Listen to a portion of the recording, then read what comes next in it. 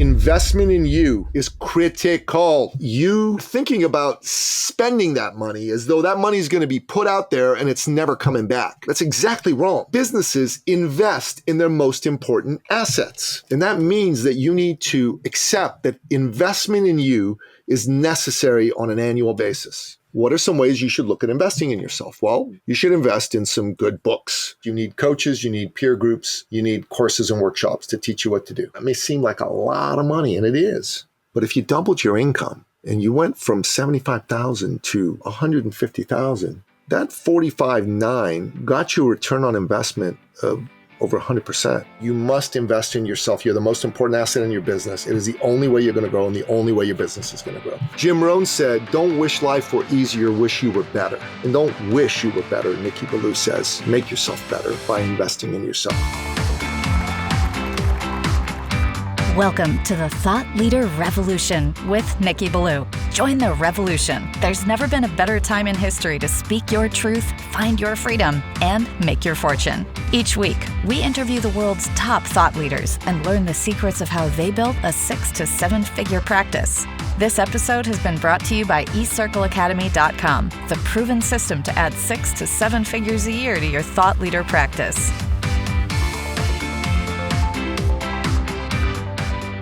Welcome to another exciting episode of the podcast, The Thought Leader Revolution. I'm your host, Nicky, and boy, do we have an amazing episode lined up for you today. Today's episode is another Thought Leader Nugget featuring the one and only moi. And today, we're going to talk about the difference between spending and investing. And I've been talking to a lot of coaches, and these folks sometimes are finding it difficult to get past the money objection that some of their potential clients give them. And I think this is a good one for us to talk about today, because most of the folks who say that are looking at it as, oh my God, this is a lot of money. And it's coming from a fear basis. And they're thinking about spending that money as though that money is going to be put out there and it's never coming back. And that's not true. That's exactly wrong, because the truth of the matter is that when you are in business for yourself, you need to treat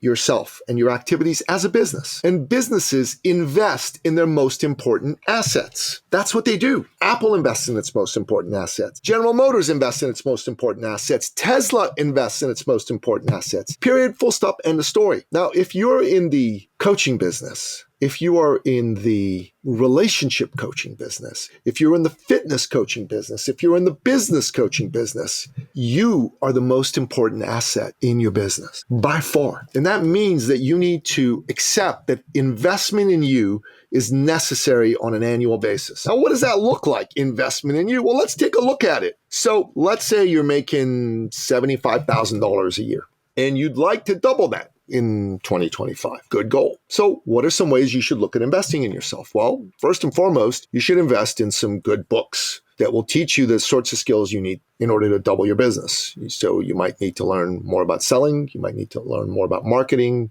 branding. Let's say that over the course of the year, you're going to order and read 30 books. The average cost of a book is $30. 30 books, that's $900. So in the ledger, put I'm going to invest $900 in books that are going to help me grow. That's an investment in myself. So good, $900. The next thing you're going to need to invest in is a couple of conferences a year. So this could be a coaching conference, could be a sales conference, ticket for the conference, plus flight, hotel, food. Plan on $5,000 per conference. So that's $10,000. So put that in the ledger, $10,000. That's $10,900 you put aside. You also are going to need to invest in your own coach. You may need an overall business coach. You may need a sales coach. You're going to need at least one coach. And the minimum you're going to spend on a coach is $10,000 over the course of the year. If the coach is any good, you're probably going to spend a lot more than that, somewhere between $25,000 and $30,000. Well, let's just say, for sake of argument, that you're going to spend $15,000 on a coach. So $15,000 plus 10 plus 900. So you're at $25,900 so far.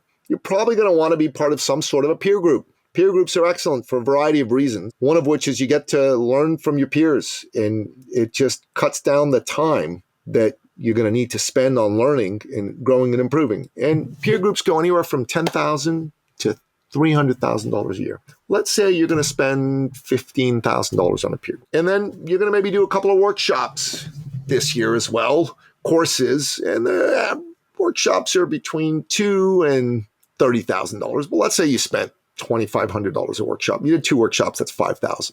So add all that up. 900 plus 10,000 plus 15,000 plus 15,000 plus 5,000. So $45,900 is the investment you'll have made. And out of 75,000, that may seem like a lot of money, and it is based on that income. But if you doubled your income and you went from 75,000 to 150,000, that 45.9 got you a return on investment of over 100%. You made your money back and then some. Okay. Now, you might think, whoa, what if I spent less? You could, but then you might not double your income. What if you made more than 75,000? What if you more than doubled your income? What if you quadrupled your income? So that 45,900 made you $225,000 in extra income. You pretty much close to 6-folded your investment. You over 5-folded your investment. And if last year you spent 0, maybe you don't want to go all the way up to 45.9. Maybe you want to at least invest in the books and a coach. Maybe that's 10.9. And let's say you were making 75,000 and that 10.9 got you an extra 30,000. Was it worth it? Damn straight it was. You over tripled your investment.